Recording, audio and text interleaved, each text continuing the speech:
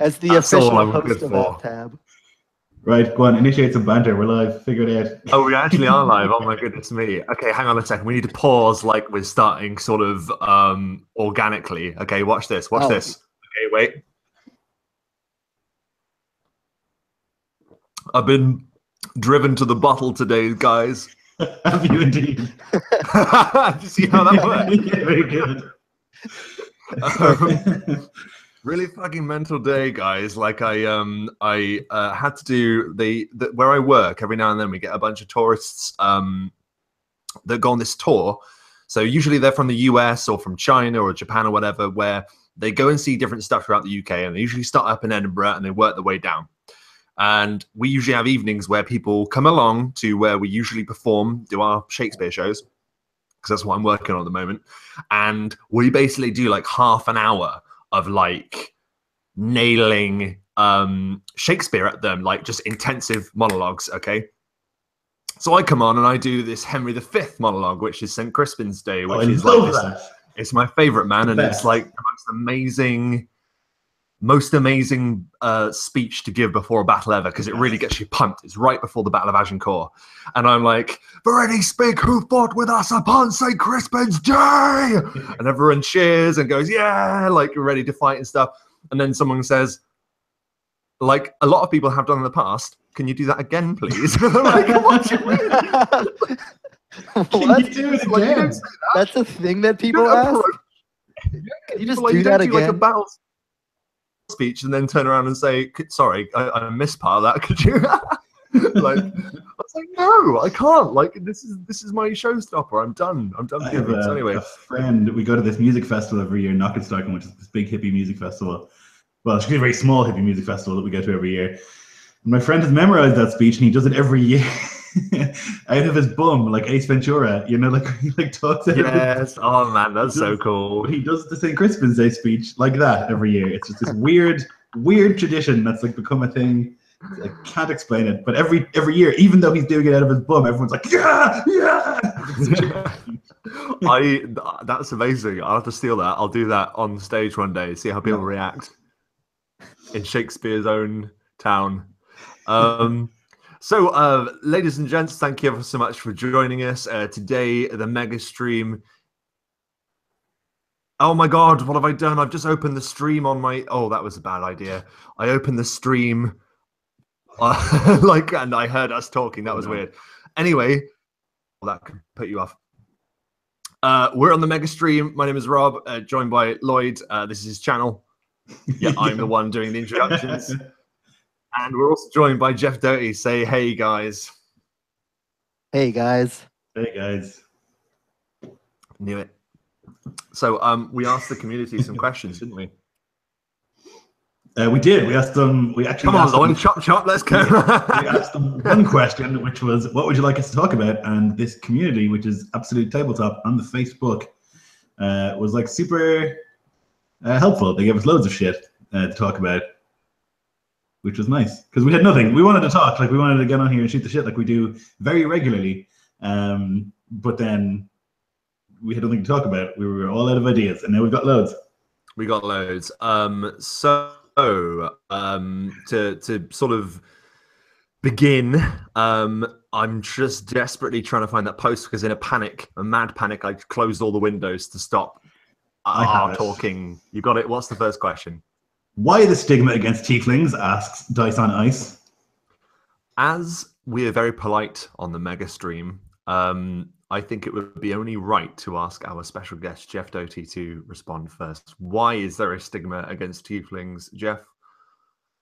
I mean, like, I think there's like a couple reasons. A lot of it is like most people, like, when they play them, just like feel that they suddenly have free reign to do whatever they want. Like as tieflings, because they're evil, it kind of like creates like a bad feedback loop for GMs. And it's like, it's so easy to be the person who doesn't fit in the party. Like everybody else is playing like these paladins and good people and heroes.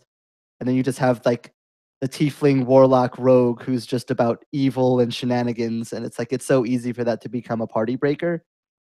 So everyone's just like, nope, we're just going to shut that door. No one's allowed to do that anymore because it always goes bad, and like it's just Yeah. so easy for it to be bad. I think for me, they're on the same plane as Drow Elves in that they are the edgiest race. Like, if you want to be the coolest character, if you want to be Reaper from Overwatch, if you want to be, you know, like, then you pick a Tiefling because you've got fucking devil horns and you can, like, you've got black eyes, man, and your, like, name is like Virtue. And, like, you know, it's like a fucking Batman inner monologue. It's really edgy. It's super edgy, like the way they flavor them in the book. Now, I don't think that's necessary. I have played Tieflings in the past and really like them overall. They don't fit in any of the settings that I run, which is why I never include them. Like, I run all human-centric settings, and so they don't appear there. I think I much prefer them to Dragonborn. I much prefer them to fucking gnomes and halflings, for obvious reasons. Agreed. But I think that, yeah, there's a real danger that if you're first playing D&D, you're going to be like, human, that's boring. Dwarf, I guess I could play a Gimli. Elf, I could be a Legolas. Ooh, a fucking devil man. Like, you know, it's like so out there and so kind of like immediately cool. And I use cool with the most intense fucking quotation marks I can do on earth. But I think there's a tendency to just have the character be very edgy, you know, if you play a Tiefling. Agreed, and it goes to the same thing for Dragon Ball with me. Coming from a 3.5 background, I was very much used to the in-house standard D&D, meaning that running into a Dragonborn or a Dragonkin was an incredibly rare event. Like, and because of that, it made them special. I like both of them because of this, and I've taken steps to ensure that they're rare in my world to try and recapture that because I miss it. I miss the fact that everyone and his mother and child could play a Tiefling if they want. And I think it's something that needs to be earned by the world and the storytelling because I think it brings so much baggage with it. So there are Tieflings in your world. Well, that means that there are now demons or devils in your world, you know? Like, it comes with so much extra stuff. And I suppose you can make the argument for the other races, but they're not so strongly linked with the big bads and the big forces of the world like Dragonborn and Tieflings are. And I think, yeah, also, like you say, it started with 4th edition. They were trying to market D&D and I guess reach a wider audience. So we're absolutely saying, you can be a devil man. You can be a dragon dude. Yeah, and you can be a vampire and you can be a rabbit person. Like in 4th edition, the race selection was pretty mental. Yeah. From what I remember. I didn't think about that before, the idea that like Tieflings come with baggage, and of course they do. Like, it implies that there are demons in your setting or devils, whichever. Yeah. And Dragonborn imply that there are dragons, and I guess like half-orcs imply there are orcs, which I didn't think about before. But it's a good point. I guess there are ways of doing that where they aren't necessarily demonic or fiendish or whatever. But yeah, I didn't think about that before. Interesting. Yeah, and it ties in like heavier too than like even like a first glance would think. So it's like it's not only that there are demons, but also that those demons will like mate with humans, and like that's possible, and that they're willing to do that, either by love or by force. So like there's like it kind of infinitely crackles down. Like once you decide that that's going to be in the setting, they become like intricately bound into the world in a way that I think doesn't happen with some of the other races, like an elf or especially human. Mm-hmm. Yeah, absolutely. I completely agree there. Absolutely. See, we've got some people in the chat today. Welcome all. Welcome to the mega stream. I don't know why I keep calling it that. We should really come up with a name for it. I suppose this is sort of like the Dice cast recast, as it were. Yeah. So maybe we'll have to start calling the streams that. I've seen more. So I'm trying to find an actual statement or something we can actually talk about because people are talking about doppelgangers for some reason. And I don't know why. Robo Unicorn Unochronic says, I've seen more chucklefuck shenanigans from Chaotic. It's an amazing name. I've seen more chucklefuck shenanigans from chaotic neutral humans and halflings than tieflings. Interesting. I mean, obviously it depends on the player, doesn't it, and how they're using it. End of the day, like I'm sure that, as we've said, there are a lot of people out there that can play Dragonborns and Tieflings particularly well. But I think that's Nick Cartoonian, Robo Unicorn Unichronic, who's like was in the first campaign I ever played ever. Nice. That Ian ran when I first joined role-playing games. I think that chaotic neutral, just generally, is trouble. I don't use alignments at all. Strongly against them, but that's because I play with people who don't need to use them or don't want to use them. If you're running like a generic, like a standard favoring game, you need them so that you know what your god is, or like there are abilities that like affect different alignments. I don't know if they are anymore, but they used to be certainly like protection against good and evil, or protection against chaos or law or whatever. There used to be all these spells that like worked on alignment. I don't use it. I think that anyone can be a chucklefuck regardless of their race. You know, chucklefucks. They don't. What's the word I'm looking for? I don't know. I've lost it. Yeah. Yeah, no, it's interesting. And you're right. Yeah, it does come down to the players. This isn't us hating on Tieflings. Well, at least I don't hate on Tieflings. I just think that you just got to be careful how you use them. RP Geography says, I just can't do so much black, white, good, bad. But the more I play, the more I want a humans as PCs. You'll have Lloyd's favor there. Welcome to the human supremacy party. Yeah. Dyson Ice, welcome Dyson Ice, says, I do think that century spanning elves also add a huge chunk of baggage to a world too, which I would agree with, but at least elves can stand on their own. You know, they're not linked to like a higher thing like the Tiefling are to devils and Dragonborn are to dragons. I suppose you can argue Eladrin, I suppose, but like but still, you know, they can be. Yeah. I don't know. It's interesting. I don't think that they bring as much baggage. I think that like you said, they're not directly associated with like a monster. Like, I mean, you could argue that elves are monsters, and I would, and do, because anything that lives for 500 years, you know, potential to be a monster. But they don't come with like the insistence. Like, if there's a dragonborn, then there are dragons, and if there's a tiefling, then there are fiends. You know, if there's an elf, just there's elves. You know. Yeah. I guess that's. Yeah, they bring a different kind of baggage. Like every race and every concept that you put into your world brings baggage. Like having fighters brings baggage, but like having an elf only comes with elves. But bringing in anything else is going to like bringing in tieflings is going to bring in like 10 things to your world. Where bringing in elves is going to bring like 2. Yeah, it's like bringing a rucksack rather than like a traveling trunk or a suitcase in terms of baggage. Yes. Fallen Syndicate says, I sort of wish my players would play something different besides humans. I rarely had tieflings or rarely had tieflings or dragonborn, etc. Well, I mean, it depends what kind of game you want to run, I guess. Like, if you are like hopeful that they're going to be that, why not ask them? Why don't you want to be these? There might be a very real reason why they don't want to be a tiefling or a dragonborn. Which is fair enough.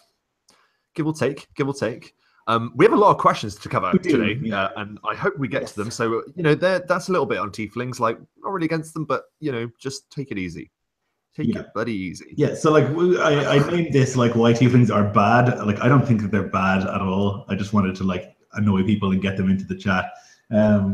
Like Marquise is already like fuming and saying he's going to make a pro tiefling post, so we've triggered him. That's all. Good. Well, that's all I want is to make a Marquise mission accomplished. Yeah, exactly. If I was playing in a setting that like I would choose a tiefling before I would choose, like, it would go human, elf, dwarf, and then tiefling, and then the rest. You know, so interesting. Yeah, like I don't have a problem with them. They don't fit the settings I run. You know. Yeah, I think that's kind of a good point. Is that most people don't really consider the setting when they're dropping them in. Like, it's just assumed that they exist in 5e, and they don't really think about how that's going to like impact the world that they create. Which, like, speaking of like Dyson Ice in the chat, like their world Krifoth has a bunch, like, specifically stuff about tieflings and why they're there and why they matter and why they're cool and things like that. So it's much easier for me to get behind tieflings in that setting compared to like if you're just playing standard heroic D&D. Like, why are there demon people? Like, they need to make sense in the world, and most people don't do that. Yeah, totally. And speaking of Dyson Ice, that brings us nicely around to our next question. which I've now just lost annoyingly. Megan, Where is it? Megan asked, things you've learned while making your world, mistakes, cool tricks, etc. This is a good question. Lloyd, do you want to start? Sure.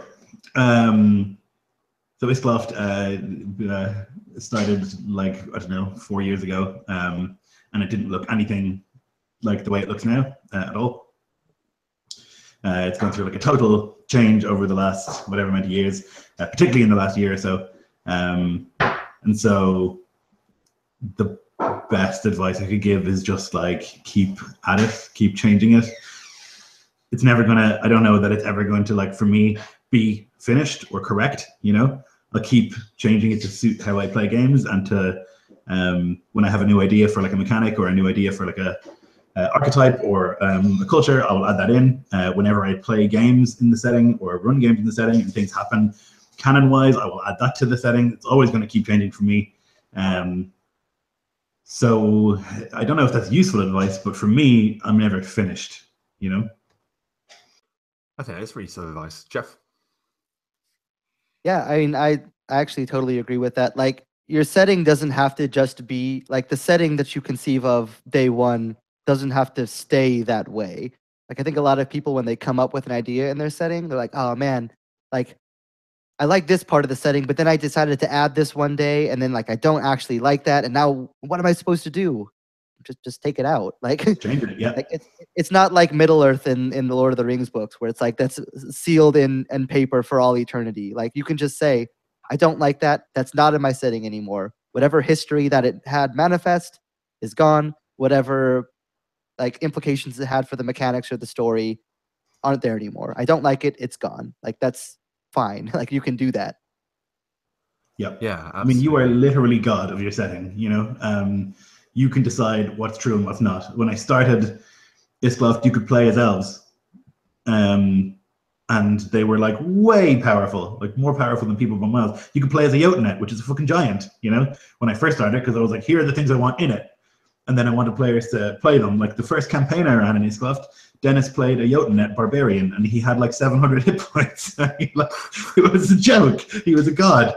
But like, you learn as you go, you know, and like those things were fine to include at the start, because I was like, I just had tons of ideas. I would say continue to play the shit out of it is the best advice that I could give.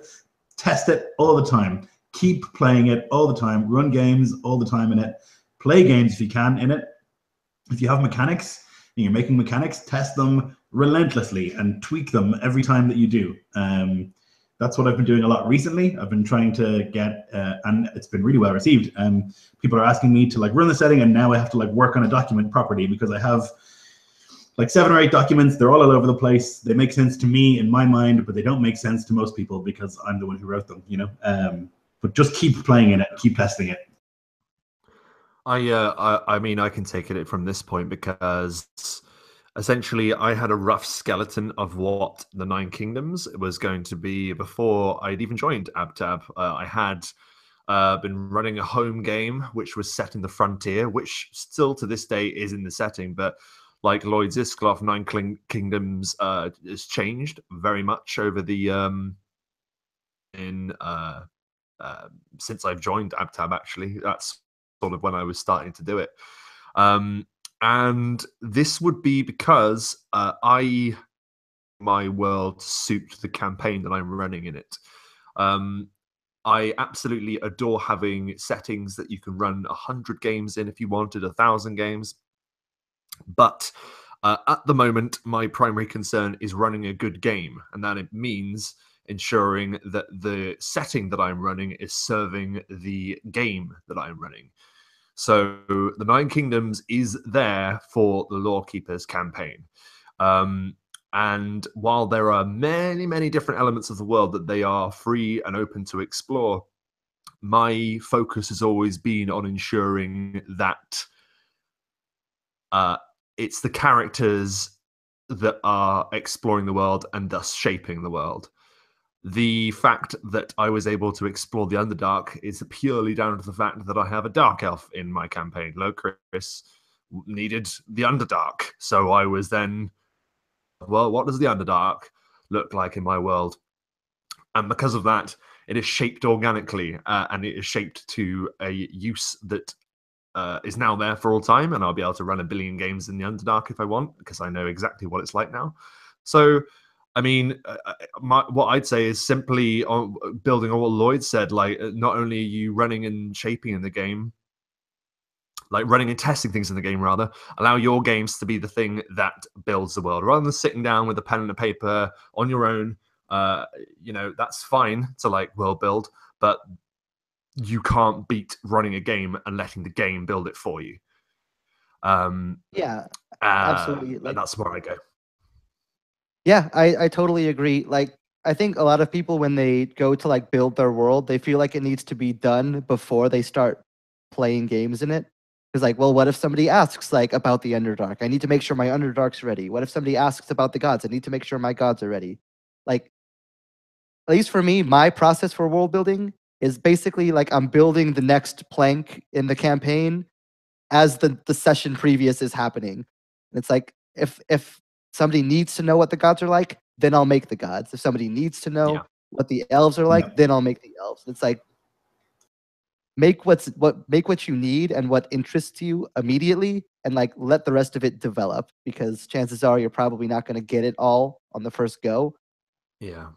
And it's so much easier for you to like be able to either make something up or build it.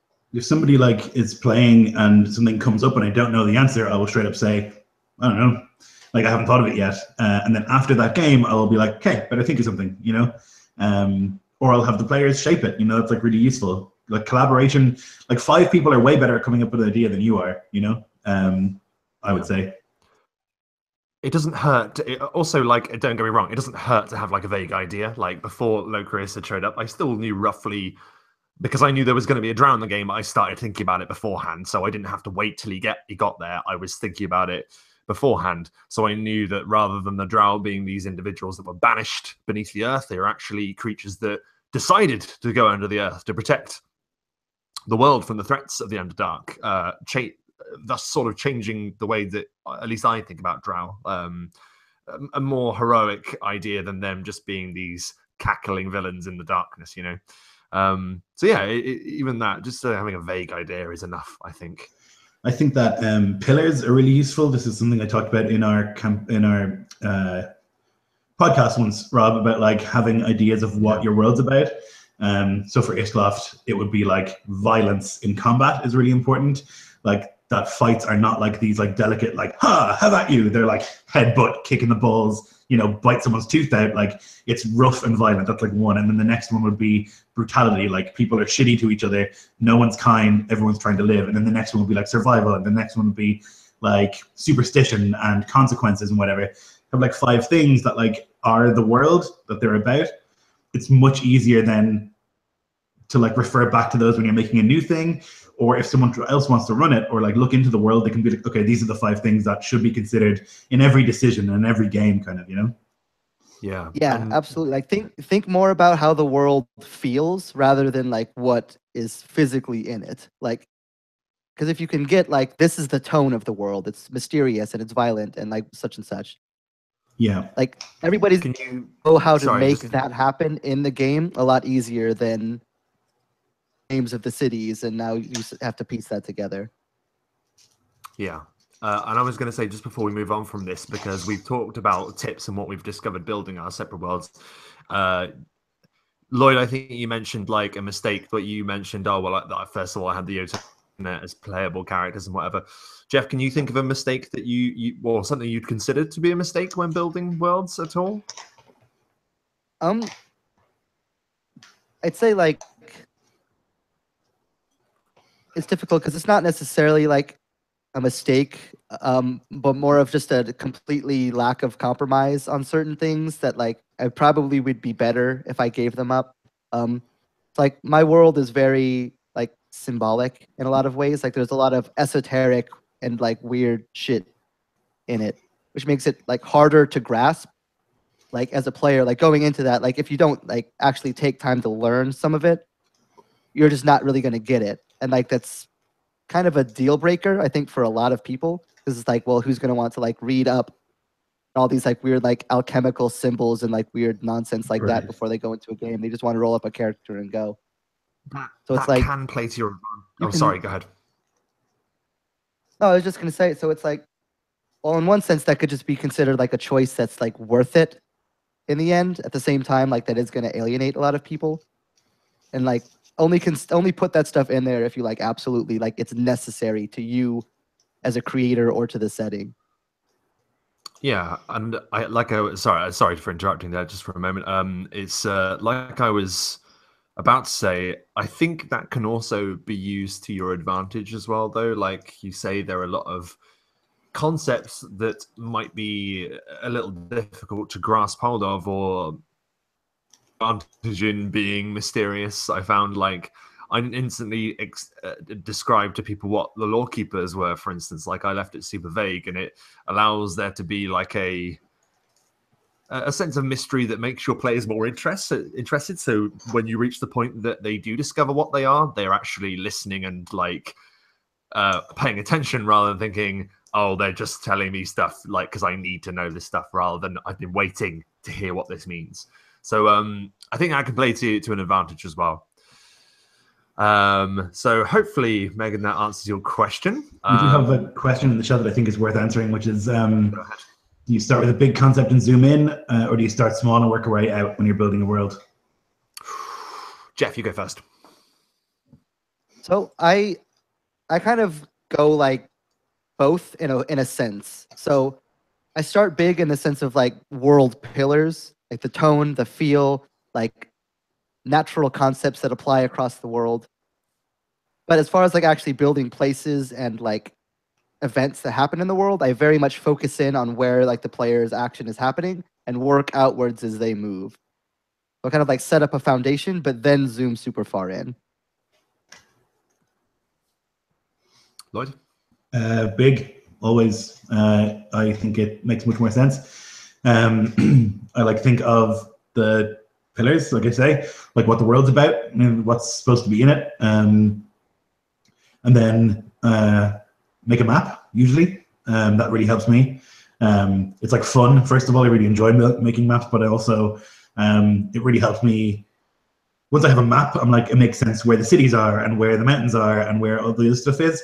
And it also like informs different people. So like in Iskloft, all of the people, the cultures that I've made, they are all like that because where they are on the map, you know, like it's geographical. People who live up in the shitty north are going to be rough. People who live in the soft Southlands are going to be rich, you know, and that kind of thing. So I tend to start big. I think it's easier. Yeah, I think generally what I do is I think of the destination that I want to get to for the game. I think of like the ideal outcome of what I want. So if I want this to be like a legendary hero of sprawling adventure and battles and stuff, then that's what I think of, and I build a world accordingly. Also, usually draw a map before I begin. Lucky, this is the first time I've not drawn a map for a campaign world, for a campaign, which is confuses and is a little different for me. But it's so, like I was saying earlier, I can shape sort of what I'm doing to suit where the campaign story is going, which is something I've never done before. But yeah, like I think what you're saying there, well, both of you, but like Lloyd, what you mentioned about like you are where you're from, you know, like, and I think that's like super valid. It's something that has to be considered if you want there to be some kind of world, or at least a logic that adheres to how most medieval societies develop, regardless if there's elves or whatever. For sure. That's a good question, though. Absolutely a good question. So I'm filling time whilst I try and find the next one from Facebook, because I think we should try and answer the ones in Facebook.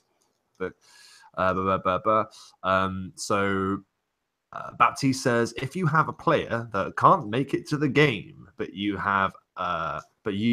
play with the rest of the players, what's the best way to handle the missing player? So a player is absent. How do you handle their absence, the character's absence? Take their eye. That's what I did.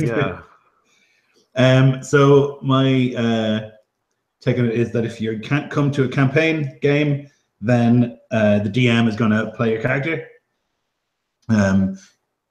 Just makes sense. Like if it's a game where there's an ongoing journey and it doesn't make sense for that character to just like stay at home, then they have to be with you, you know, and they're not going to watch stupidly while you fight baddies. They're going to be involved.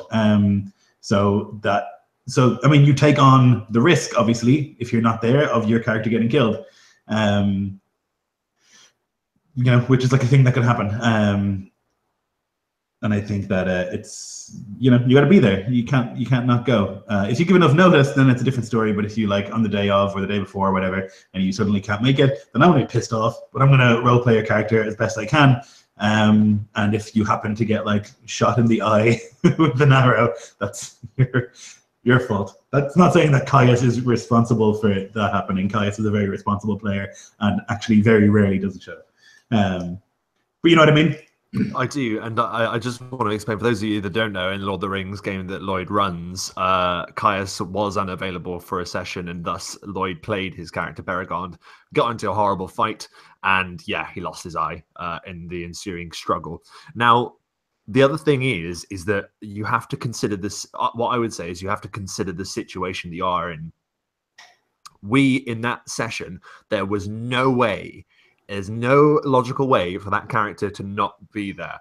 Yeah. They had literally just climbed over a mountain together. Like there was no way he could be anywhere else. Now, if you're dealing with a high magic setting, like in some games, I had a character, a player who said, look, I'm only going to be able to make it to some sessions. And this was like way back in early days. I was like, the character has a lock on him. So every now and then he'll fall into a different reality or something. He can just appear when you want to show up a playmate. That's fine. And that was just his character, though. Like, it wasn't like it was happening to everyone. It was just him. Yeah, if you don't have a way of explaining it and you really want there to be a sense of logic, I would say keep them in there and try and just gloss over it as best you can. Yeah, I mean, you can always just pull, just put it in the narrative background of, like, they're there, they're helping. We're not going to factor it into like the mechanics of the game, but we're just going to kind of assume that he's there, but off screen. Like, I'm not going to roll his attacks or factor in his damage, but he's there, he's helping. Just don't pay attention, basically.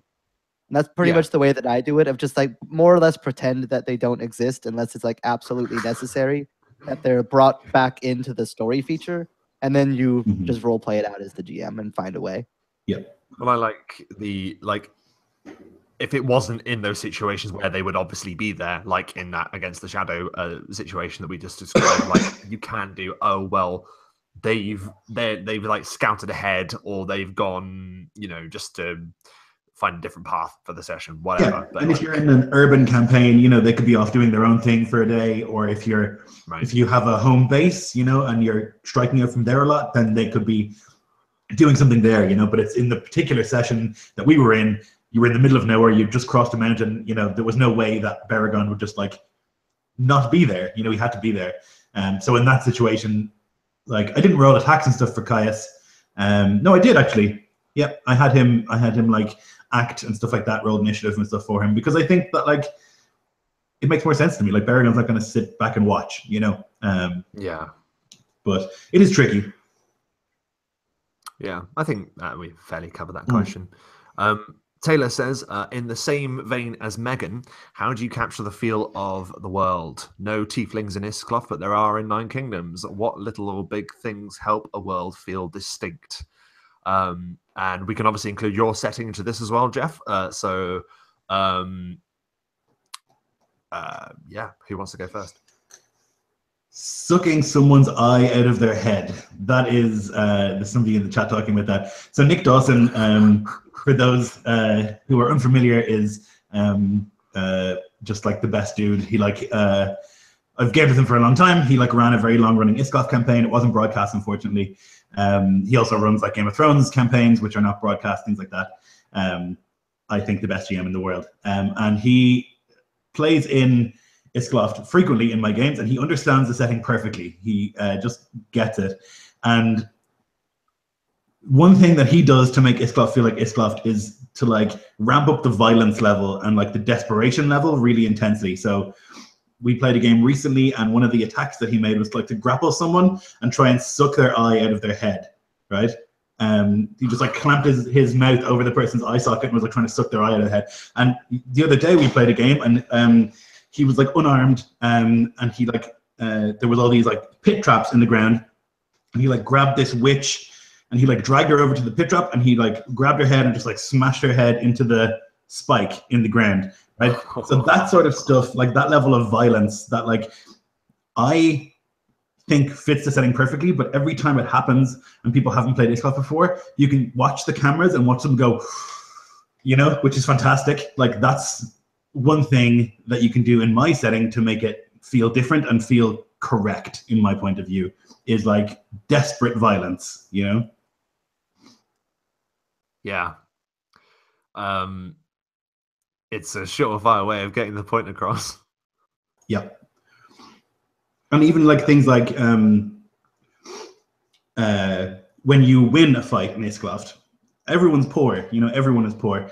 And so things like making sure that when you're looting a body, you like look under the seams of clothing, like that you rip open seams to see if there's any like silver stuff down there, and like making sure that you like smash out the silver teeth people have in their mouths and like things like that. That kind of stuff really feels like Icecroft as well, because it's the kind of thing that everyone would do because you're just desperate for money all the time.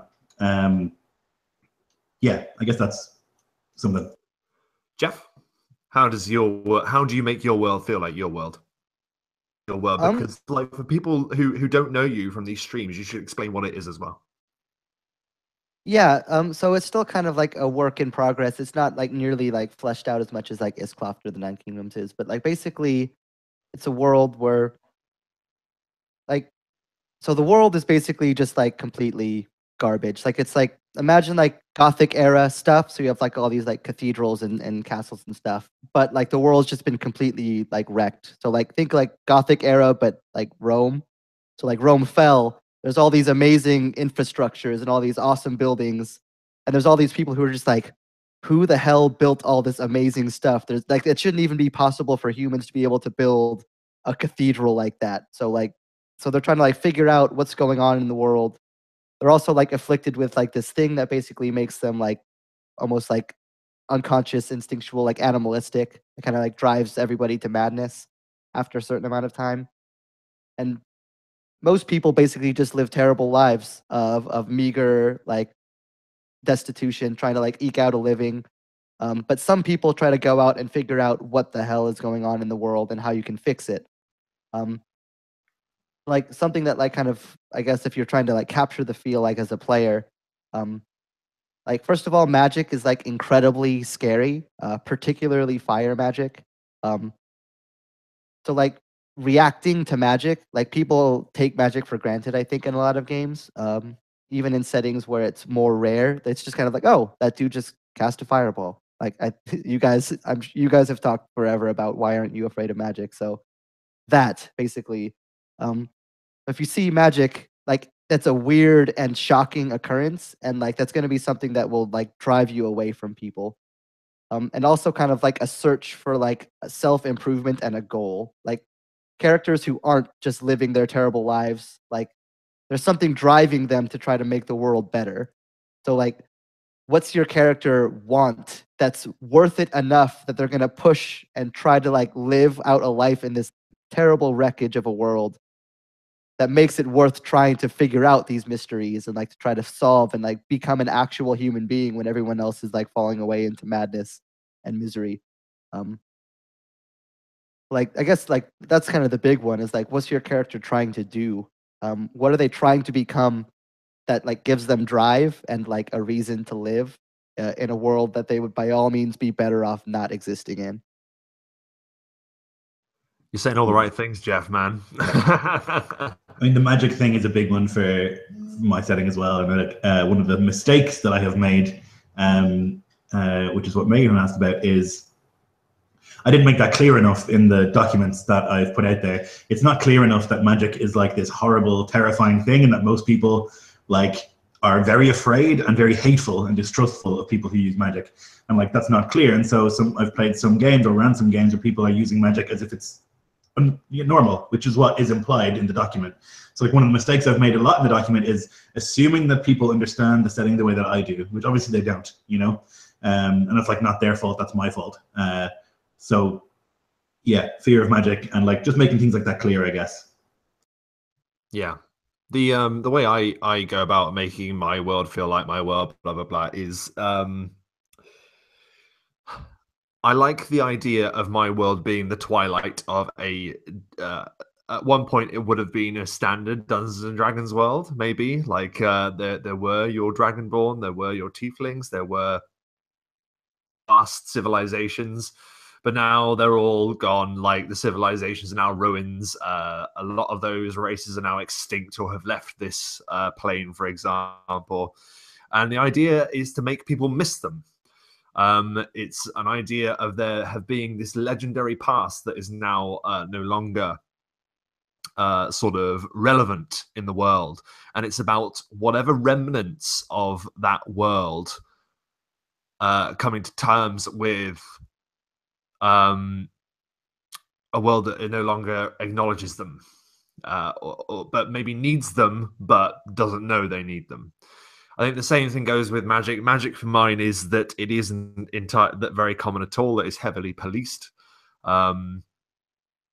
The one thing about running Lawkeepers that I've discovered is that I've not been able to be so reactionary with people going, magic, is because our spellcaster Locrius is so sly and so good at casting the spells that I can rarely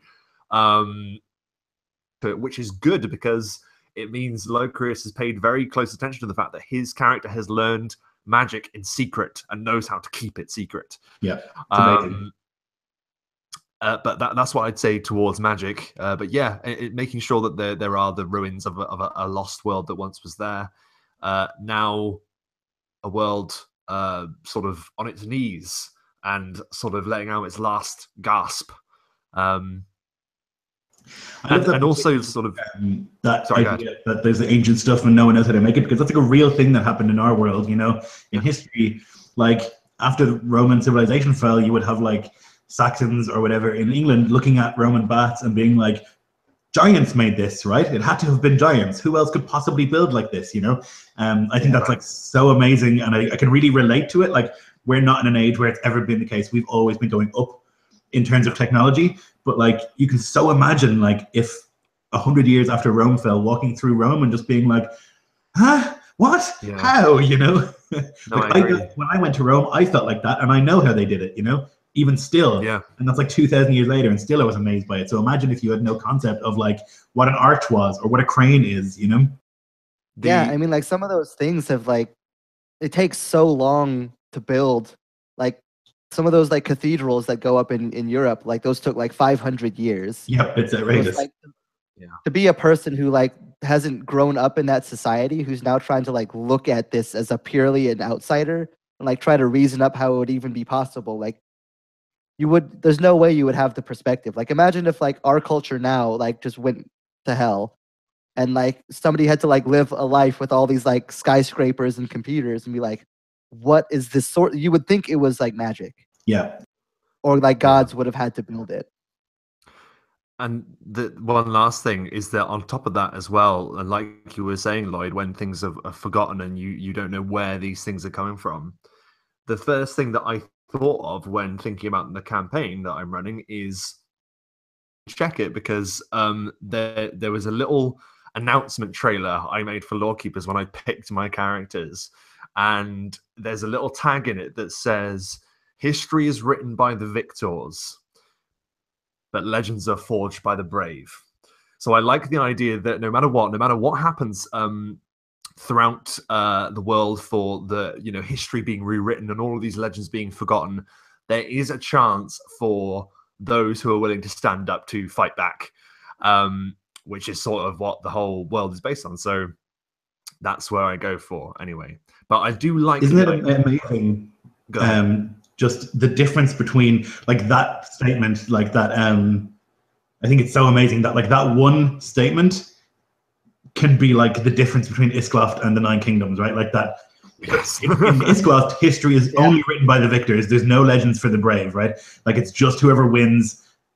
And so like that one statement can be like the one thing that separates a world like Iskloft from a world like the Nine Kingdoms, you know? It's kind of mad, like how close, but also how far away they are. It's kind of interesting. Yeah. I've never thought of that, but you're absolutely right. Right, let's get some more questions going. Right, this is Kristen Logie, who says a certain level of mystery and majesty to your world and your descriptions without being overbearing. Like if a particular area should inspire awe in the characters without saying you are in awe. Very interesting. That's a really good question. I think honestly, this is gonna be a super cop-out answer, but like have players who will be in awe. Like it's so like it's one thing for the GM to be like, you're afraid, you're in awe, like it's so like it's incredible and majestic, or it's like incredible and like terrifying and disastrous. But if your player's just like, whatever, like it has to kind of a lot of the burden has to fall on them to be willing to experience those kinds of like emotions and those feelings. And if they're not, there's nothing you can do.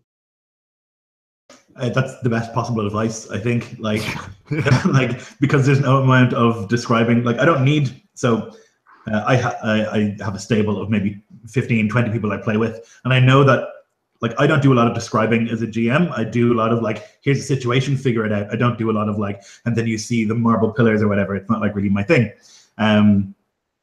But I know that like I don't have to, because the players that I play with, if I tell them something is built for giants, they're going to be like, holy shit. And like, that's all I need to do. I don't need to do this whole rigmarole where I'm like, and you know, it's this many cubits tall and this many cubits wide. And you can see that there's like, you know, marble inlay and gold and whatever. It doesn't matter. I can just say this castle was built by giants for giants. And there are steps carved into the steps that you can use because the actual steps are too big for you. That's enough for most people to go, fuck, that's big, right? It doesn't need all this sort of like window dressing, I think, you know? Yeah, I mean, and absolutely, that is the best answer. You have players that will do that and you won't have to overwork for it. I totally with you. But so it can be helpful for if you have players that are a little difficult to get on board with some of the stuff you want to get across. Like, this speaks to me in the fact that like forms or acts or whatever, like I use a few tricks, and it's what I do in combat, it's what I do in my descriptions, is that I hit the people with the mood that I want them to feel by feeling it myself. So in the combat, if I'm really desperate, say, what do you do? Roll initiative, quick! Like, then that will then incite them to get into that mood as well. Them to feel really sad. You're going through this hallowed graveyard, lost in the war that cost you so much is now weighing upon. Like, you hit them with a mood, like they'll start feeling it too. So that and then you don't have to explain so much about, you know, what, you know, like Lloyd was saying, like how high it is, like then how you're feeling, and then like, you know, you can just do it quite easily just by emoting. There is an emotional language, an emotional spectrum that you can tap into, and I would advise using it. That's really good advice. Yeah, absolutely. I totally agree. Lloyd Collins says, dang, this community is absolutely killing it with suggestions. I agree. Jeff Doty, I'm going to make you answer your own question first, okay? So you're answering first, Jeff. How would you go about preparing to run a game in someone else's setting? Very interesting. There are a lot of cool settings in the community, but it can be difficult to capture them right, particularly when the creators of those settings may be in the game. Correct? Yeah, so I mean, part of the reason that I ask this, so since I'm the one who asked it, I can preface it with whatever I want to. Sure. Like I ran a game of Iskloft pretty recently, and like Lloyd was in that game among a couple other great players. It's like I kept finding myself in situations where it's like, obviously Lloyd knows the setting 50 times better than I do, so it's like there's going to be like it kind of opens up a risk for me to like say something and then for him to be like, well, I mean, that's not really like how that would go. And like I kind of felt like I was like trying to play follow the leader sometimes, like with some of like the cultural references, like where like he would come in and say something and I would kind of try to pick up on it. But obviously I don't think that's ideal. You would want to be able to know it well enough that you would be able to kind of command some of those decisions rather than like look to your own players to like inform your GMing. Yeah. Yeah, it's tricky. Like in that game, I was trying to like my attempt was to help, like because I knew there were certain things that like were implied in the culture that like maybe you weren't too familiar with. Like there was one particular thing about eating. Like we got to this hold, and that we like my character was desperate to like eat there and like eat with one of the people who lived there, so that we had guest rights, which is like super important in the setting.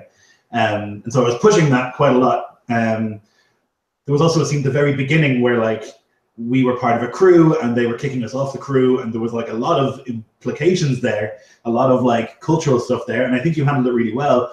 But I know what you mean about like trying to run a game for somebody who like designed it, you know? It's like very difficult. Yeah.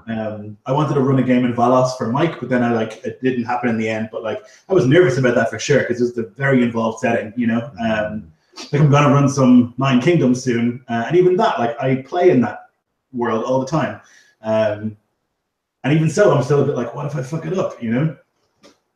I'm glad you said that, man, because I'm literally going to say the same thing. Like, and to be honest with you, like I know you won't fuck it up. You play a witch hunter, you know the witch hunter sensibility. You and I have had many conversations about them, and you'll be fine. I'm just going to say this: like I haven't for the longest time, or maybe even ever, whilst being in this community, I don't think actually run anyone else's setting. Now that could be considered selfish that I've not reached out into other people's worlds. However, I Google Docs, and there are 3 things that I see. There is an Erinoth game that I plan to run once that I never got around to. There is a concept for a Dragon Grin game that I never got off the ground. And finally, and probably most importantly for me, there is a rather involved Iskloft 3-parter that I have spent a long time thinking about, but it's my because I know nothing compared to Lloyd in terms of his setting, but also standard like Viking sort of everyday things. Like I know the mythology and I know the mood and I know how the combat would go and stuff, but it's just like the hierarchies, the right terms in conversation. So I suppose then, Lloyd, it would be helpful for maybe you can tell me right now, like what are the no, because this will take far too long. Like for you to, and I know you have like a document, and I'm really looking forward to reading more. I can make it quick. What is the question? So okay then, we're going to do like the beginning of an Iskloft game, okay, where a Jarl is giving someone orders to go and do something, okay? Something really simple, just giving a mission, like very standard beginning of a one-shot or whatever. You've got to do this and succeed, blah, blah, blah. Like, what are there certain terms? Are there certain things like,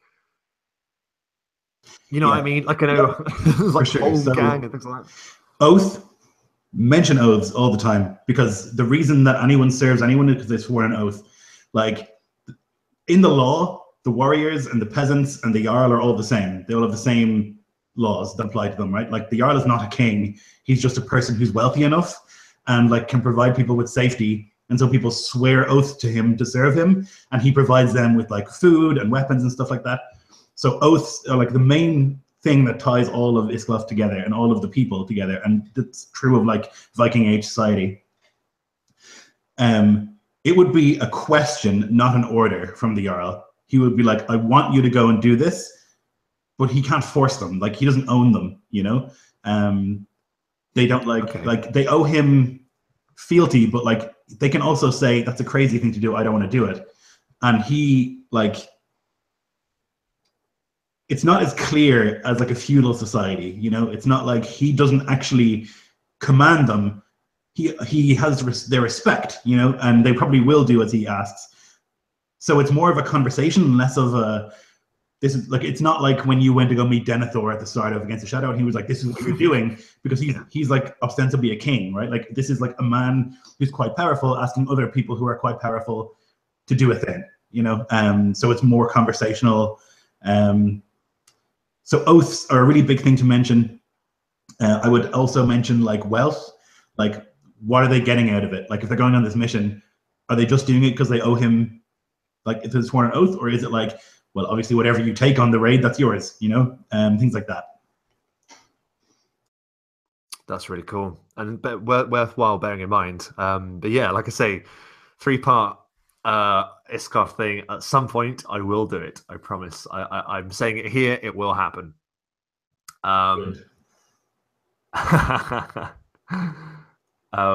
It's going to be like a rags to riches story. I think that's what I'll say about it for now. Yeah, it's going to be the correct story for Iskloft. You know, yeah, that's very fitting. Story. Yeah.